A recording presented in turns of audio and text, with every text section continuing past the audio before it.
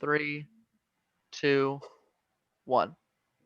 Good afternoon. I'm Jim Eskin. On behalf of Eskin Fundraising Training, it is my privilege and pleasure to welcome you to our nonprofit empowerment webinar series.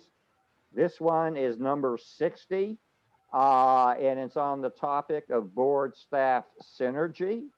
And I could spend a whole hour describing our subject matter expert, but I rather just shorten it to this. He is fundraising royalty.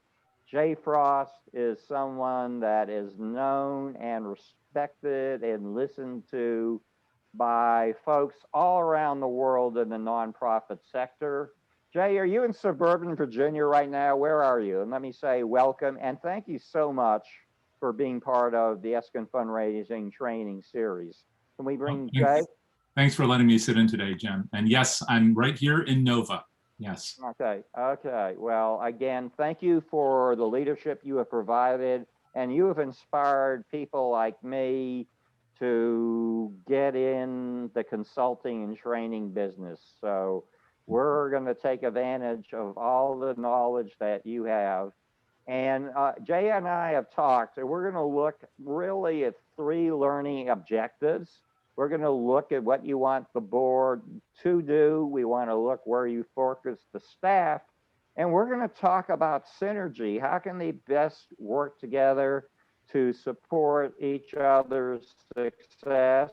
And I think one thing we learned, we don't have a person to waste in the nonprofit sector, and we need every board member and every staff member to pull their oar real hard.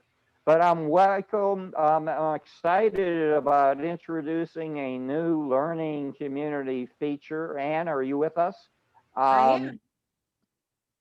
Anne Krause is someone like Jay I'm very jealous of for her resume. I don't know what she hasn't done.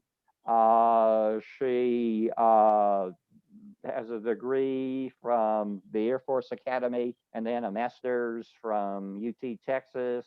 Longhorns, there you go. And she has served in several philanthropic roles right now.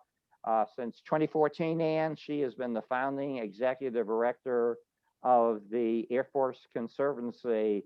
But I'm going to have a little fun. She also served in the Air Force. How many years, Ann? I was 9 years.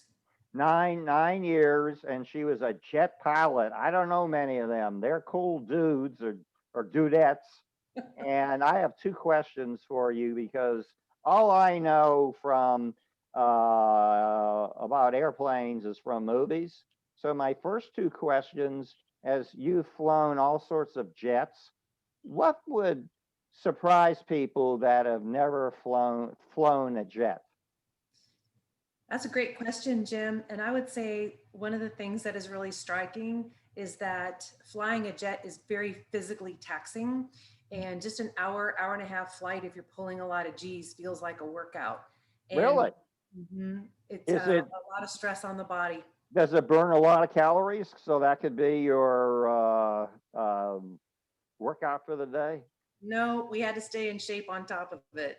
I You know, know. because what you really want to do is you want to be in excellent shape so that when you're pulling G's, you keep the blood in your head so that you can continue to see and make good choices. Okay, the next question, we're gonna have a little fun. You know, I remember most I know about flying a plane is from the movie Top Gun, and I love where they were given, I believe, call signs. And Tom Cruise was Maverick. What was your call sign? My call sign was 10. Is that like you look like a 10, like a Bo Derek? Yeah, I wish. No, on the Thunderbirds, we had 12 officers and each officer had a number, and I was the executive officer for the team. And with that came the number 10, and it was on my uniform, and it's what people called me. But because I was the only female on the team and I tried to keep myself in good shape and whatnot, some of my teammates were very generous and they decided that the name stuck. And so they call me 10 to this day. Well, thank you for your service to our country. Okay, now let's get down to business. I am very excited that we are going to initiate a learning community job board. And as executive director, you have announced a new position, senior development director. So I was wondering you could take a few minutes. First of all, tell people about the Conservancy, the Hemisphere Conservancy, and what it does. Well, Jim, first of all, I want to thank you for having us. I love being your inaugural connection here, and I hope that you have great success going forward, helping connect missions and job opportunities with people who are attending your wonderful webinars. And so Hemisphere, just in a few seconds, is the redevelopment of the site of the 1968 World's Fair into a 40-acre urban parks district where people can work, live, and play in the heart of downtown San Antonio. And we have received significant public funds for this redevelopment project that is transformational for San Antonio. However, public funds are insufficient to execute a world-class vision. Our aspirational vision is to create one of the world's great public places. Right. And therefore, the philanthropic arm of the project is the Conservancy, and that is the organization that I head. If I had a magic wand here, you were trying to hire a senior development director. If I could wave a magic wand, what qualities would you want, characteristics, attributes would you want in that senior development director? We are relationship-based fundraisers. We do not do event fundraising at Hemisphere. And so I am looking for someone who likes to develop and deepen relationships with people and can understand how we play the role of matchmaker between philanthropic intent and the amazing mission that we are here to accomplish. And so soft skills, I expect, someone who can write a nice letter, make a nice phone call, take good cues when meeting in person, and know when the right time is to ask. And we all know what that system is where you spend most of your time identifying, cultivating your prospects before you even ask them for a gift. And then my sweet spot is stewardship. That means everything for the long haul. And so someone who's really invested, like I said, in deepening those relationships, that's really what I'm looking for. It sounds like you've been to a Jay Frost presentation. Let me be so bold to ask you, is there a salary range for this opening? Yes, and I'm glad you asked. Something that we do differently than other organizations is we actually post that information in our job postings, because we want people to know what's expected, so that it would be a natural progression for someone who's already experienced, hence the title Senior Development Director. The base range is $95,000 to $110,000, commensurate with experience. We are looking for people who actually have a track record of securing major gifts of $10,000 and up. And there are bonus opportunities for metrics-based performance. Wow. By the way, too, and if someone is interested themselves, if we have a board chair or leaders in the community who want to suggest candidates, they can email you at this address? Absolutely. We welcome all leads.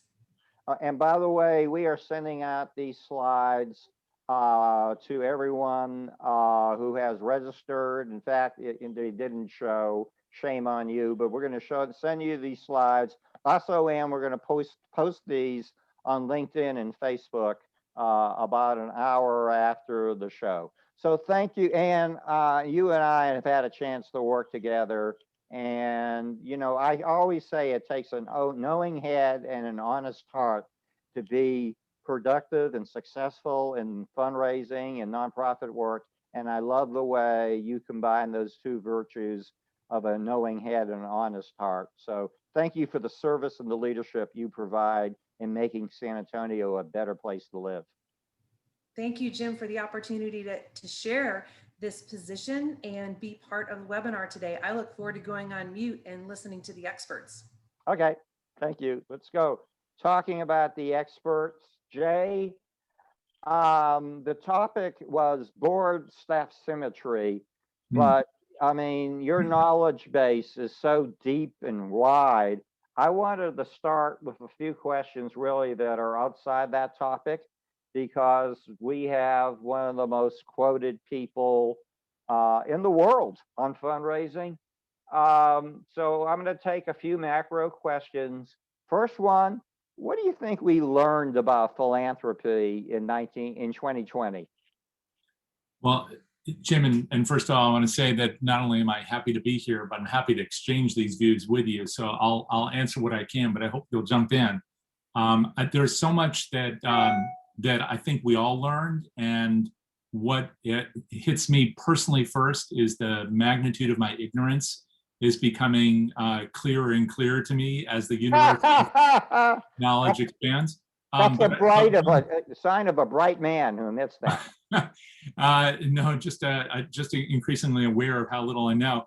But one thing that does strike me is that, and it should have been obvious, but it's clearer now than ever, is that people are hungry to help. If we let them in and do so on their terms, that this might be an opportunity to kind of reverse the flow of the loss we've had of the American middle donor. All those people that we saw, the 70% of the country that was giving about 20, 25 years ago, down to 55.3%. We've seen an increase as people had an opportunity to do things for their community that were meaningful to them and meaningful to the community, where nonprofits, we did our best to facilitate those things. Instead of standing as a guard between the donors and the community, we were really facilitating. And I know we try to do that most of the time, but I think that between the severity of the crisis that we've encountered and the clarity that it brought to us about all the different things we were facing, from health to racial justice, that really we had a chance to say, as individual donors, I can actually do something that helps, whether that's with $20 or $20 million, I can do something. And I think as nonprofits, we did a better job of facilitating that. Right. Hey, another one that's kind of screams out to be asked. What do you think we learn works in the virtual discovery, cultivation, solicitation, and stewardship of donors? You know, it's funny because I've been doing the virtual thing for a long time. It's sort of like working from home, which I've been doing. Were you doing it before COVID? Were you doing it before COVID? Oh yeah, for many years. And but in client engagements, in fact, I think back to a study that I was involved in with a school in Maryland. This was back, must be 8 years ago. And they had to do a meeting with a prospective donor who was an alum out in California. He was a high-ranking former government official, was also very wealthy. Those two things don't always go together, but he was. And he was interested, but they needed to meet with him. They could never make their schedules align. They could never make that trip work. They did it with an iPad. It was $1 million gift. The reason why I'm mentioning this is because that was before COVID. So it's true that organizations in higher ed, independent schools, major hospital systems, places with resources to make those tools work for them, they had a head start over the rest of us. But I hope that what we've all learned from this is it's possible to do what you're seeing in this picture, which is to meet with people on their terms, on their schedule, in a way that works for everybody. Does it always work? No. But I hope what we learn is that you can, make those discoveries, cultivate, solicit, and really steward, most importantly, steward relationships virtually, because it's inexpensive and it's easy. Yeah. Hey, how urgent do you think it is that we return to in-person meetings, in-person site visits, in-person cultivation, in-person solicitations, in-person events? I'm a little mixed on this, honestly, and it's not just because of this new Pfizer news, because we got a new piece of news every day that drives us all bananas. Right. This is my feeling about it. From a practical standpoint for fundraising, I think that whatever we feel like our tolerance is, if we are vaccinated and our donors and prospective donors are vaccinated, we feel comfortable getting together, and then great. But because this has really facilitated different kinds of connections with people, I don't think we necessarily need to rush to do something we did in the past. There was an article that came out really early in the pandemic, around April of last year, written by a somewhat obscure author in Medium, who talked about how, I think it was called Beware the Gaslighting, but in any case, he was talking about how just you wait and see that soon people are going to say, oh, nothing ever really happened. That let's just go back to normal. That back to normal phrase, I think, is our biggest enemy here, because fundraising is really a great thing. I think this is a noble profession. The work that our organizations do is truly magnificent and transformational when we do it well. But if we just try to go it back to the way we did it before, I think we're making a big mistake. That's not to say that we shouldn't do it in person again. I think we should, but we should do it when it works for the donors and for the community, not when it works to fit kind of a pattern of behavior that worked before and so it's comfortable. In other words, we should get used to the discomfort of doing things better, not for the sake of discomfort, but because it works for donors and communities. And I know that sounds a bit soft and fuzzy, but I really think that we can do both. We can chew gum and walk at the same time, and that means in person and virtual. I feel like, can I steal that quote? Let me ask you in another, I have to ask you this question. Sure. Why do you think so many nonprofit leaders who are virtually fearless in everything else they have to do in life are so terrified for asking for gifts? And how do you think we can help them overcome that fear? Yeah, you know, this is funny because Anne was here speaking a moment ago. I hope you don't mind, I'm addressing you by first name now. I have a feeling that if she were talking with us, she'd have so much to contribute here, not just about fundraising, but overcoming fear. Because when you get into the cockpit, even if you're, obviously they only pick certain people to ever step into a cockpit. I'm sure they don't even call it stepping into the cockpit. But anyway, overcoming fear is a big deal for everything. We know that, what is it? I think it's around a third of people are afraid to fly at all. That many people cite a fear of speaking in public. These are both things that you and I have done routinely, Jim. But it doesn't mean that we're fearless. It means we found a way to do the activity. So I know this sounds a little bit simplistic, but I do think it's helpful for people to just, do what a friend in the field calls, walk toward the barking dog. That you go to where the danger is, not for the sake of the danger, but because there is a bit of energy and heat and light to doing the things which you fear. And so I'm not suggesting that everybody go out and bungee jump, but I am suggesting that it's probably in our best interest to get a little bit out of the comfort zone, if only to make it possible for donors to do their best work. And so how do we overcome the fear?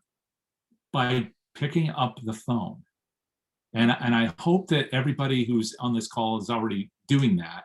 But I mean, quite literally, the next time we have a thank you to do, that we will not fall prey to some of the things that I hear within the field right now of saying, writing a thank you note is a vestige of some kind of old approach to fundraising.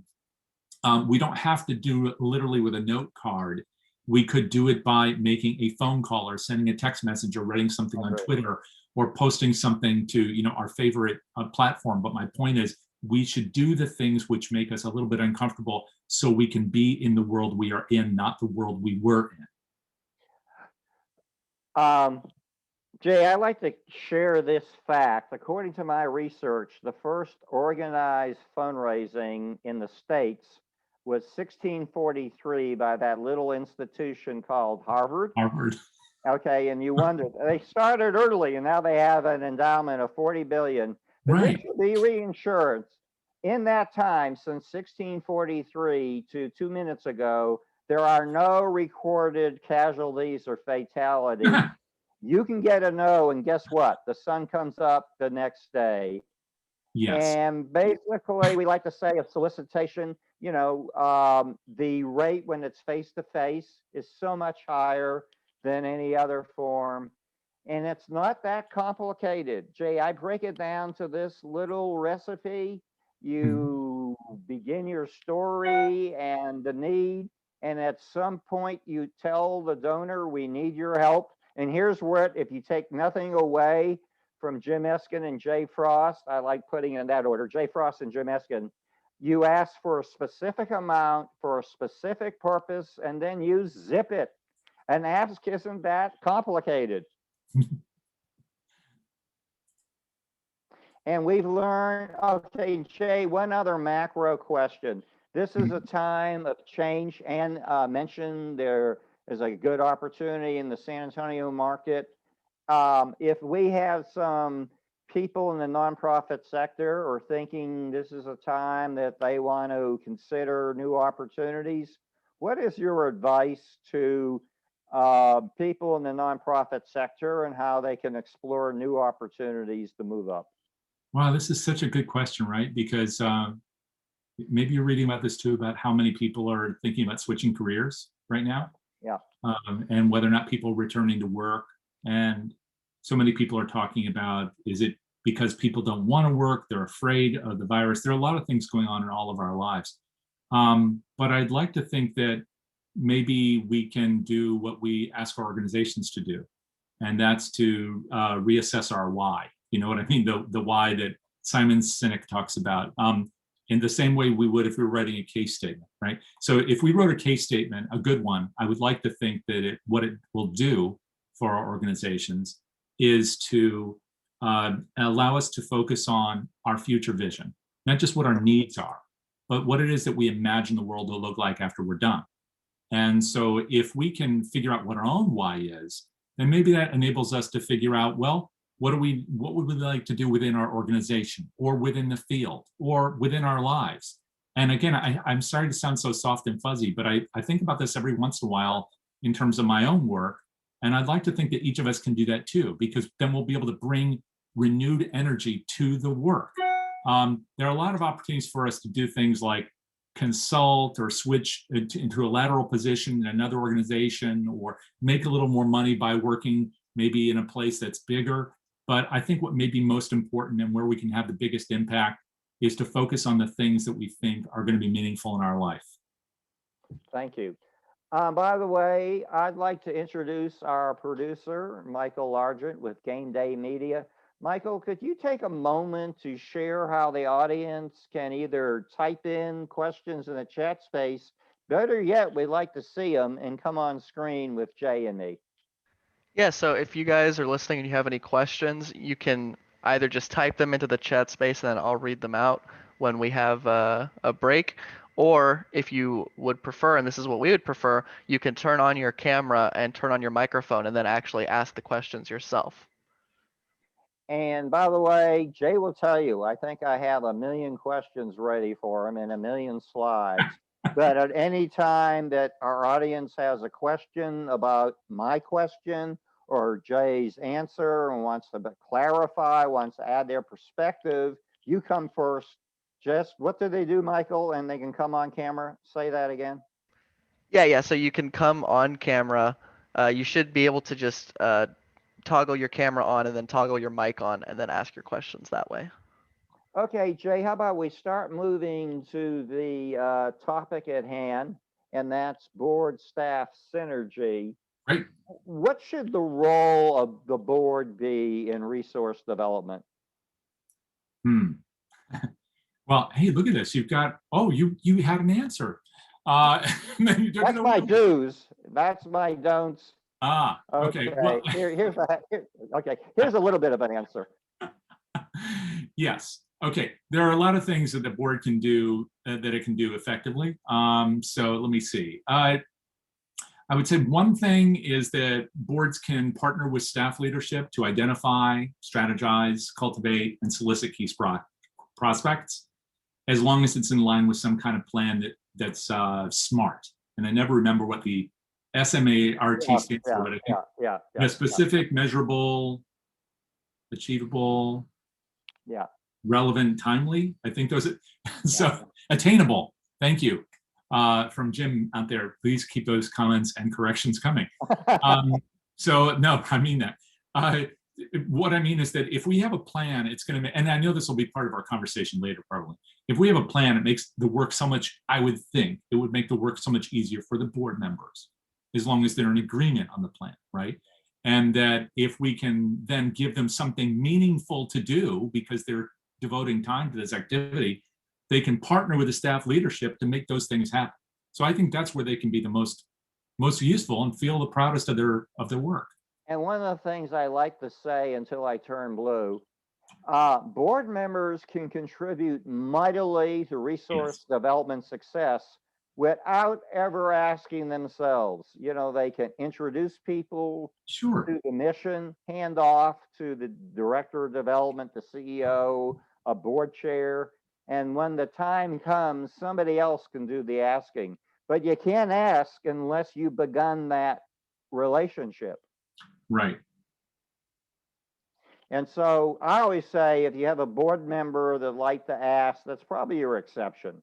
I mean, truly, I've been in the field for 35 years, and that's why it's so important that they can participate in other ways, such as discovery, Yes. cultivation. And I like what you said, Jay, stewardship. I love having board members either make thank you calls or Oh my little gosh. handwritten notes. Let's talk, Yeah. how about staff? What's the role of staff? Well, Jim, I know you want to jump into it, and I love the way you're moving, but I do want to ask you first, do you have a view on whether or not board members have to give, or are you going to talk about that later? I have a view. Okay, I'm a hawk on that, and I think that everyone should give it a personally significant level. A personally significant definition between me, Jay, and Jeff Bezos is going to be very, very different, Right. but they should give 100%, and that might be $100 or 500. And maybe for some folks, 10,000 is not a personally significant gift, but they all, because to me, you're not going to have credibility asking unless you've given some blood yourself. Right.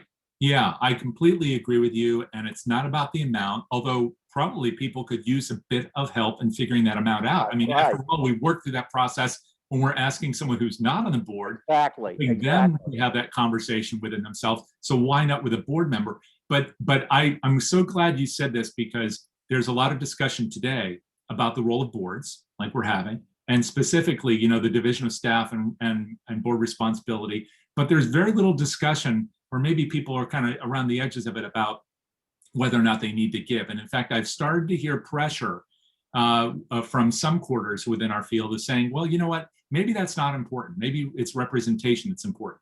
But as you said, $5, $5 million, those are both ways that people can fully commit. So as long as we're not keeping people out, but we're letting them show that they're completely committed to the cause, it really helps when they're out there talking to people, acting as ambassadors or solicitors. Yeah. And I'm going to add one other layer to this onion. I think the way the board member is evaluated, just the way you would evaluate a major gift, and the way they are solicited is really the first step of their fundraising training. And more than anything else, that's going to kind of point their attitude as their fundraising role. Like if they're just asked, just give what you can give, they're going to go out and violate the principle of asking for a specific amount. Wow. Yeah, I couldn't agree more. And in fact, I do run into, there are some things that I run into with clients that continually surprise me. And one of them is where organizations have not registered to raise money at a state level. And that's a subject for another day, but it terrifies me. And then the other one is but I'm not an attorney, so what do I know? But then the other one is this, about people not asking their board members for, to give in a specific way. And so the board members are kind of at sea. You've got people who could be leaders of the community. Some have significant resources, some have less, but they're leaders. They're contributing their time, their energy, their heart, their soul. They could do something else. They don't have to do this. And yet we don't do them the honor of asking them. And so they don't know what to do. We assume that just because they're successful in some way, that they're going to know what to do. Nobody knows what to do until we give them a flight path. Hey, Jay, give me a virtual fist bump. Can you get your fist up to the screen? Okay, I mean, right on, brother. Let's talk a moment about the role of staff, okay? Sure. How would you summarize the role of staff, particularly in fundraising? I love your list on the screen, but I did take some notes because I was thinking about this one. I want to make sure I didn't leave anything out. So let me see. I'm thinking about this as the heavy lifting.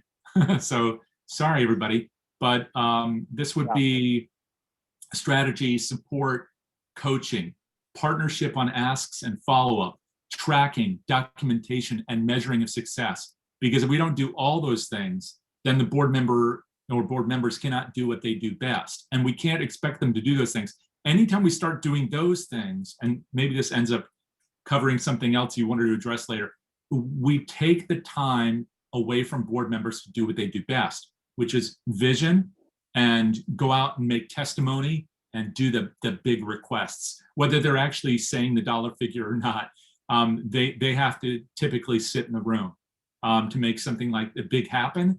And that's not going to happen if they're doing essentially working board stuff. So one of the challenges always is to help organizations, I think, move from we're here, it's like, hey kids, let's put on a show, to no, we're going to change the world for the better. And that only happens when you let board members do what they do best and the staff does what it does best, which is make the mechanics work. Right. By the way, I just wanted to show we're going to be doing this. I'm really proud of all the shows. I'm really proud what we're going to be doing on July 28th. Jay, we have recruited 6 recipient organizations of the Scott Jewett grants. And guess how much San Antonio as a community received from Mackenzie Scott? This is unfair. I'm not, stop. 100 million. We did, would you say we did pretty good? It sounds fabulous. Yeah, and it's not over. right. She and he are not done, right? I mean, Right. I don't know what they'll do there, but they're not done. My understanding that Amazon stock is increasing faster than they're giving it away. Right. Okay. And, again, it was $9 billion and it was given, I loved it, all unrestricted. So we're going to have recipients talk about the process of how they were notified, how they're spending it, how the decision was made to spend it, how to leverage it. So I'm really looking forward to that show. Wow. This is my book is 82 pages. I swear you can get it done in 2 days. I'm taking August off, and oh, Jay, I'm committing myself. I want to work on my second book. Okay, so thank you. I want to get you a second book, and it's going to be called 10 Fundraising Blunders. Okay, I'm going to focus that way. I wanted to talk that I think it's so upbeat the way that philanthropy responded when it needed to respond the most. Giving USA showed that fundraising was up 5.1%. Philanthropy follows the stock market, Jay, and I pinch myself every morning of how well the stock market is doing. So, I would tell our nonprofits, do not be hold back in your asking. The American economy is doing fine. I got my calculator out. $471 billion. That translates to $1 million a minute. That's not bad, is it? No. And let's talk to, something we try to tell our clients and audiences. Don't get us wrong. We love foundations and corporations, but most of the fish are in the pond of individual donors. And when you add up individuals, bequests, which are individuals who've passed on, and the share, it's about half, it's 10% are family foundations, you get 88%. So I always say that your prospect list should emphasize individuals. And then we've never seen what we've seen from Ms. Scott, Mr. Jewett, and there's no reason to think they're going to slow down. I'm going to get to our questions. By the way, this is a little Eskinism. For prospect identification, we like a CIA approach, which is not Central Intelligence Agency, but number one, everybody always think, Jay Frost or Jim Eskin, they got $100 gazillion. They think capacity, but just because someone has capacity, you don't know, A, if they're going to be philanthropic, and B, you don't know if they're going to be interested in your organization. Say Jay represents Save the Whales. That might not be my priority. And even if you can determine capacity and inclination, you need a connector. You need a personal relationship, probably, to get the Jay Frost if he's in the category giving away $100 million gifts. Jay, we're about to go to our Q&A. We have a little mantra here. It's called Nonprofit Strong. I'm going to ask everyone to type in the chat space, Nonprofit Strong. I'm going to ask fundraising royalty. What are we? We're nonprofit what? We're nonprofit strong. Okay, Jay, are you ready for our Q&A? I am ready. Or for more of our, and by the way, to our learning community made up of executive directors, CEOs, directors of development, board chairs, board members, donors. We really think we have a diverse mix. Should the roles of board and staff differ in a small, medium, and very large organization? Okay, well, my view is that they shouldn't too much. That if the board gets in the weeds, whether it's a $250,000 organization or a $250 million organization, they won't be doing vision and strategy. And that's the fuel for significant impact and requests for major support. Working boards fundamentally undervalue the potential impact of their leadership. Hey, you're going to lead perfectly in the next question. How does one enforce or make sure there's respect for board staff boundaries? Oh, wow. Yeah, this is hard. It is hard. I don't really have a good answer for this. This is maybe it's to make sure that this stuff is written down. So, and that well, first of all, I don't want to keep people apart, but there's a reason why there's a flow of leadership. So I would be thinking that the C-level people are dealing with the board, and the people reporting to the C-levels, are doing the work that they do, and the board is dealing with the C-levels and especially the CEO, and that their roles are documented well. So it's sort of like when Anne was talking about the position she has, she didn't read the job description, but she was already sharing what the salary range is. And I'm sure she has a pretty explicit and detailed job description. And so there should be one for board members and there should be one for staff. Those things should be clear, including what kind of communication flows there are between those people. Yeah. What do you do if you have a board member, let's get back to fundraising, and says, I don't have any contacts who can make major gifts. That's not my circle. Do you think that's ever true? I mean, I guess if you're in a tiny organization, in a very small place, the constituency is all local, and it's financially very challenged as a community, then that's possible. But I find that people usually know people that have some kind of resource or impact they can bring to any of our work. And now I spend a lot of my time in doing research in the past, donor research. That was one of the things that I've been involved in. And one of the examples I always used was that I never have known how much money my brother has. And I've never known how much money one of my closest friends has. I knew when the family sold the business. I know how old he was at the time. I knew where he went to school. I knew the cars he drove and when he bought them. I knew all these things about him, but I couldn't tell you how much money he had. I think that we don't necessarily know. There's one other thing we don't know. I'm sounding a little bit like Donald Rumsfeld, which would never be try to emulate, about the knowns. God bless him. God bless him. God bless him. Yes. Never speak ill of the dead. But anyway, but one thing is that there is something else that we don't know, which is that the people themselves don't know what they don't know.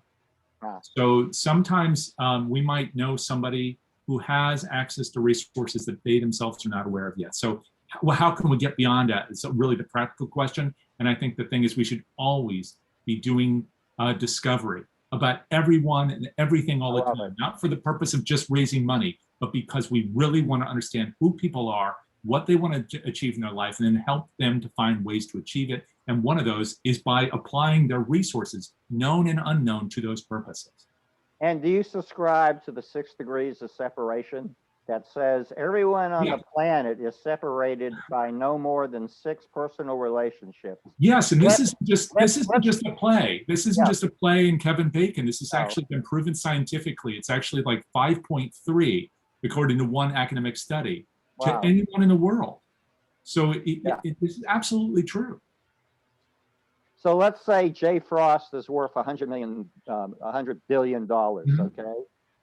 And we don't know Jay Frost, but guess maybe someone knows Jay Frost's brother. Maybe someone knows who went to college with Jay Frost.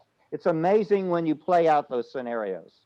It is, but then, and this is something you and I have talked about offline, that doesn't mean that we should jump over the other 5 people who really love us Yeah. and try to get to Oprah or Bill Gates. This is not an excuse to take the Forbes list and put it in your database. Hey, could you repeat that? Because I think a lot of people, I've seen that. No, I think this is a really important lesson. Could you repeat that? Oh, what? Don't put, this is not an excuse to put the Forbes list in your database? No, about skipping over the Oh current yeah, supporters you have. we really shouldn't skip over all these people that love us. I mean, some are closer to us than others, but I always think about it like a big family wedding. You know, there are some people we're closer to than others. That's just true in life, and it is true in families too. But unless we really don't get along, we're probably going to invite them all to the wedding.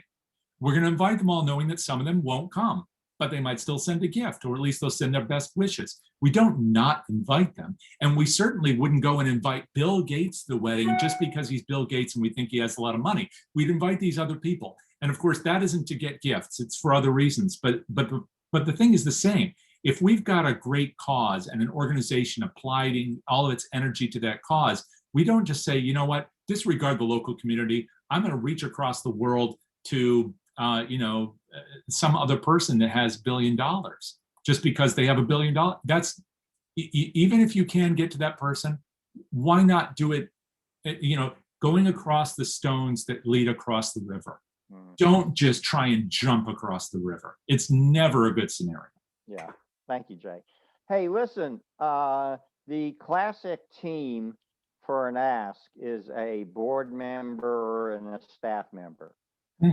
In that situation, who do you recommend do the asking? Isn't that, it seems like it really depends on the situation, but I don't know, in my experience, it's great to have a tag team, if only because then one person, if you're doing this right, you've done the strategy right, one person might be able to give that testimony, like board members often can, or a major donor can, the peer. So if we've known each other for a long time, you said you went to GW, let's say we were both classmates or within the same kind of time frame, we're a cohort, we have roughly kind of the same experience, maybe the same kind of resources, we've done similar things, and then there's a person who really knows the program. Well, that would be a great pairing because we have that established relationship of trust, and that trust also extends to the kind of life experience we have when we part with resources for a purpose that we can't control once we've given those resources away. So that's important there. But I may not be the best person to say, hey, Jim, how about parting with $500,000 to this? But that may be better after we do that whole process to have the program person say, yes, and as you just said, Jim, this does this, this, and this is why it's so important. And then again, I might add why I'm giving to the project, how much I've committed and why it's so important to me, and say, yeah, I hope you'll consider that too. So what are we talking about here? And then the person, the staff might say, well, we hope you will consider a gift of $500,000 to do the XYZ in honor of your wife. So that kind of pairing, I think, is very practical as well as personal. Hey, Michael, do we have anybody in the audience who'd like to ask a question? Yes, I think we had Joel Batalski drop a question earlier, and we also got a question from Robin. How about, okay, let's start. Joel, want to come on the screen?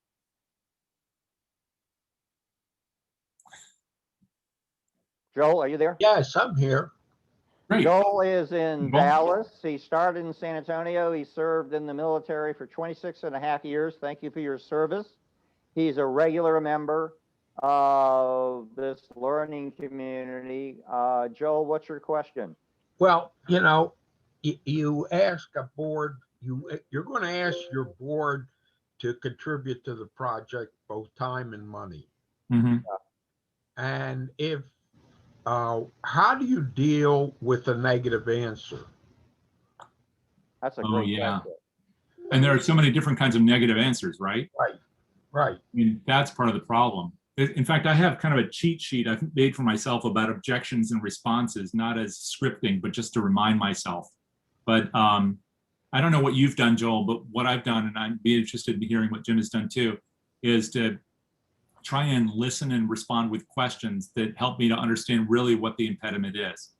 So one of those impediments might be if they're asking a lot of very specific, detailed questions. It might be the kind of objections that people have when they're doing anything, including buying a product.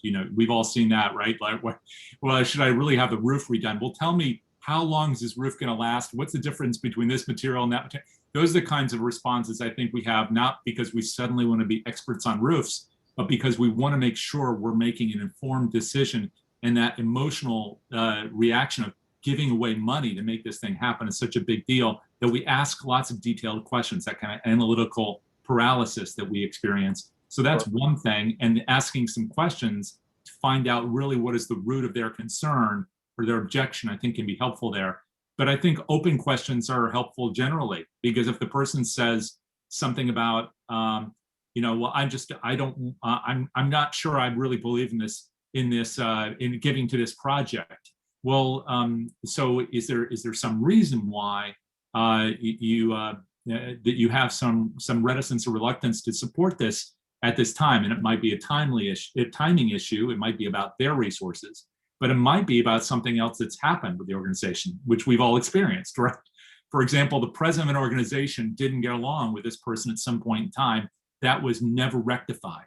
So I love questions as a basis of figuring out what is the problem for the person. I'm not assuming that I have the answer or that they want to give. I just want to better understand what is their situation, what motivates them to do what they do. Do they really care enough to support this? And hopefully their answers will let me then ask subsequent questions and get to the point where I can then repeat back what they have told me and show them first that I've listened, and then secondly, reframe whatever I'm going to ask them to do, whether it's to have another meeting or to make a specific request for support based upon their responses to those questions. Jay, do you subscribe? If you listen carefully enough and guide the conversation, the donor will tell you how much they want to give, when they want to give, and for what they want to give. And it's in that active listening that means everything. Yes. Michael, did we have someone else you said had a question? We had a question from Robin, and I think Jim also asked a question. Okay, Robin, would you like to come on the screen? Sure. I wanted to find out. Robin, first of all, hold it, Robin. We're going to give you a little chance to do a little promoting. What nonprofit are you connected with? Okay, and where are you from? I live in Fort Worth, but I'm work in Irving, Texas. I'm with Mothers Against Drunk Driving. Okay. And I sit in our national office, but I am a local affiliate. Okay. We've had a lot of changeover on our board. And so we're kind of like in a rebuilding situation. And I wanted to find out what's the best way to go about doing that. Great question. Jay and I have a deal. If it's a softball easy question, I take it. If it's a challenging question, he takes it. Jay, this question's yours. That's not fair. That wasn't the deal. Yes, it is. It's the new deal. So, Robin, I want to make sure, though, I understand. So don't mute yourself. Okay.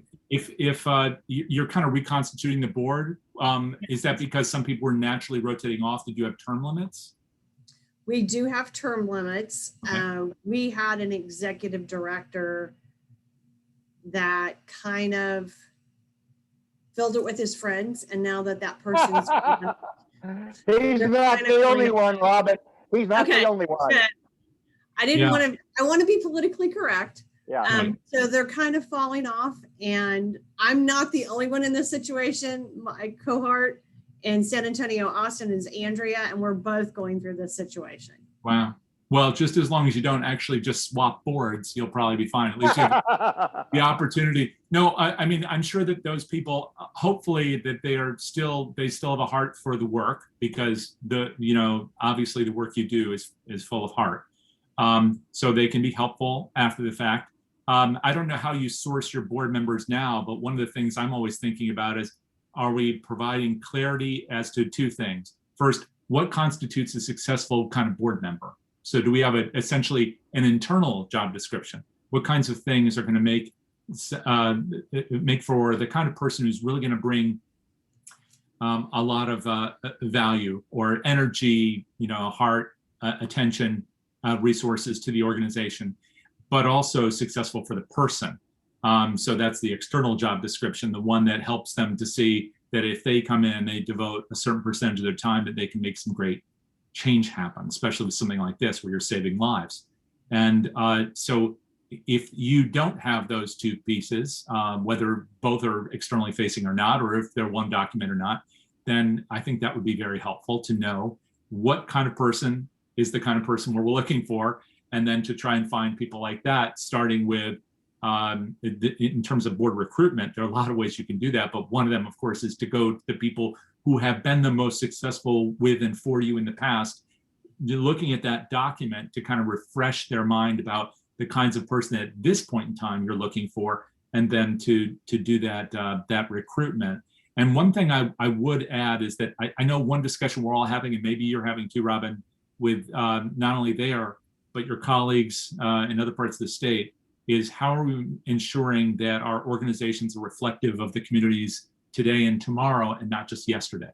So in other words, you don't want board members who look like me entirely, right? I mean, we're okay, hopefully we're useful once in a while, but there are so many other voices we haven't heard. And maybe this is an opportunity to bring some of those people in a real way. And so I don't know if that's a part of your recruitment process, what's the profile, what is the job description, but I hope that's a part of it. I don't know if any of that's helpful. But hey, Robin, Yeah. Jay, you're right into our next question. First of all, Robin, thank you for your service. Is that Andrea Anthony? Yes. Hi, Jim. Yeah, she's a member of our learning community, and we're proud to have her. Jay, we don't have too much time, but Okay. I wanted to hit this question. What is your thoughts on a board building diversity? We have a big debate going on right now in our field. I think everybody's becoming more and more aware of it, between people who are subscribing to a philosophy which is described casually and not well defined as donor-centric, and then another which actually has an organization behind it out on the West Coast, which is community-centric fundraising. And sometimes there's a debate about those two things being somehow opposed to one another. And we could talk about this all day, but the reason I'm mentioning it is because I would like to think of this as Martha Schumacher, who's the past chair of AFP, has talked about it as being more human-centered. Right. That if we have the opportunity to think about things properly, they should be truly inclusive, not just because we are becoming awakened to the fact that we need to be this way, not just because we're trying to be, we're trying to check a box somewhere, but because it's the right thing to do, and it's also financially a very intelligent thing to do. So one of the things I've been interested in personally for a long time is how reflective our organizations are from bottom to top, if you want to use that terminology, meaning every donor, every staff member, every board member. Are we really talking to everybody or not? And I'll just say one last thing about this. It's just funny, kind of weird old detail. I still remember this story that I learned a long time ago about how a lot of us have done donor acquisition by going to third-party vendors and getting a list. And we do a rental list, right? And we send out direct mail or now email to these lists and hope for the best. And if we're lucky, we get a 1% or a 0.5% return. And then we try to retain those donors, et cetera. But what we didn't think about was this issue. And so sometimes we would go to a rental list, and that list might have been originally from a commercial provider. And once upon a time, the Victoria's Secret catalog, at least I understand this is true, maybe it's an apocryphal story, the Victoria's Secret catalog determined, I don't know why or how, that they weren't really going to focus on Latinas. Huh, I never knew that. So the reason why I'm mentioning this is because that meant that if they weren't, and then that list went over and it was acquired by this organization, and then we acquired a rental list of $100 or lower donors from that organization through a list broker, we were never talking to women in our community who not only were reflective of a big part of America, but also were the fastest growing economic engine in America, especially in a place like Texas. Right. So why am I talking about this? Because I think we need to think about diversity in an expansive way, both because it's the right thing to do and it's the smart thing to do. And sure, we should start with our boards, but we can also think about it with our donors and with our staff. Because if we don't do it now, we're not only going to miss this huge opportunity where people are really thinking about it for the first time, oftentimes, sadly, but we're going to miss the opportunity to bring all these resources into communities which are vitally needing it. And so I think this is a time when we can really make a change, not just because people told us to do it, but because we know it's the right thing to do. And we also know it's going to be very, very profitable for the work we do. Jay, we're going to go into our 2-minute drill. I want to see if we can get one more question in. But I'm thinking, you know, I maybe should have learned when if someone like Jay Frost, you need like a half day. I mean, there's been so much. Because I talk too much. No, so much. Thank you for so much wisdom. But I'm trying to distill it into like 50 words. That board looks at things like mission, vision, and values. The staff is there to do the day-in-day operations. But something I've noticed, probably there's no other part of a nonprofit in which staff and board can work so closely together as in fundraising. I don't think, Jay, if you're a CPA, you're going to help my, finance director team up and get that done. They really are partners. Okay. Yeah. Yeah. And do we have any other questions? I think that Jim had a question earlier. Oh, we forgot. Is that Jim Barshop? Yes. Okay, Jim Barshop. We can't end without your question. Well, it's a simple question, basically. To what degree is it appropriate for development folk to make direct asks of board members? I've had a couple of CEOs who basically have put that off limits and really wanted the board itself to engage, the board chair. And then there were some reluctance and challenges there. That's a great question. Jay, you go first. Yeah, I have to admit I'm a little bit agnostic about it, just because I want things to work. But I do think it's good for board members to get used to doing that. I think it's not only a good practice, but they can ask it maybe at a higher level sometimes than staff could. But every organization's a different size, and the culture is different in every place. So I try not, I don't like to play by some kind of rule book with this stuff. And sometimes, these staff members are trusted, especially if they've been around a while, and they are able to make a request with gravitas, and we allow them to do so. I think many times pairing up the board chair and the either director of development, or depending how big the organization is, the ED, calling on each board member. Yeah. Depending if your board say 10 to 20. Jay, one where we're running out of time. I'm biased. I really think that one unrestricted dollar is worth two. I love the way that Mackenzie Scott gave all her money unrestricted, but people like the Ford Foundation, a lot of major players began to grant more flexibility. What do you see happening with unrestricted gifts? Yeah, it seems like it's really gone crazy. Although on the other hand, honestly, my concern with unrestricted is that it may not provide opportunities at the highest possible level for some of the donors in the middle who we've finally brought back into the fold.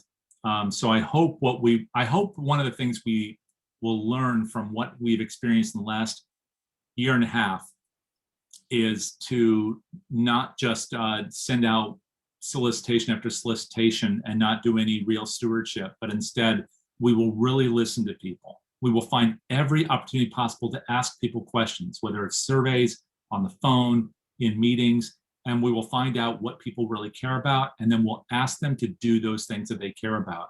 And I think that oftentimes that will lead us into restricted places, but that isn't necessarily a bad thing, because then it'll be truly born out of partnership instead of, it's somewhere in the mind of the donor imposing on us, or conversely, somebody in the organization deciding we know what's best for the community.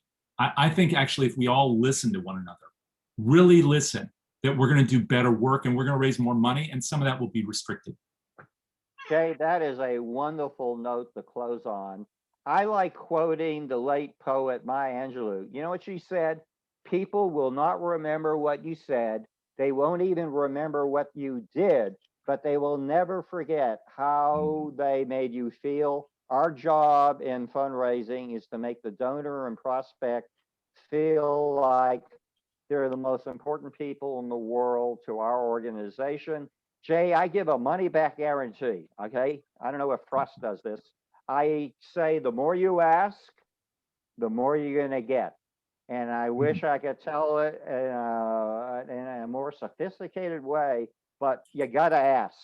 And there is no perfect time, there is no perfect place. But I can assure you, Jay, would you agree? The more you ask, the more you're going to get. Oh, yeah. Without a doubt. Oh, Jay, this has been a personal thrill for me to partner with you and to get better acquainted. And I have to warn you, when you do such a brilliant job like you did, you're going to be invited back. Okay. So, what we plan to do, we're going to put a written summary on LinkedIn and Facebook.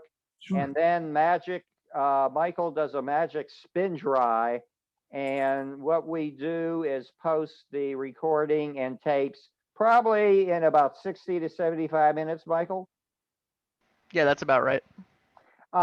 Again, Jay Frost, thank you not only for tonight, but thank you for what you've meant to so many of us in the profession, and the vision and the leadership that you have provided the nonprofit sector. Thank you. No, thank you, Jim. And my thanks to everybody in this room for doing the work you do. I mean that sincerely. Hopefully we'll all see one another in real life before too long. And to Anne, and also with good luck on her search. And we'll see you next week. Next Wednesday, we're going to be talking about the virtual ask with Marv Leroy, who's president and founder of the Institute for Philanthropic Excellence. So everyone have a fun and healthy and safe week. And again, Jay Frost, thank you very, very much. And I look forward to getting better acquainted.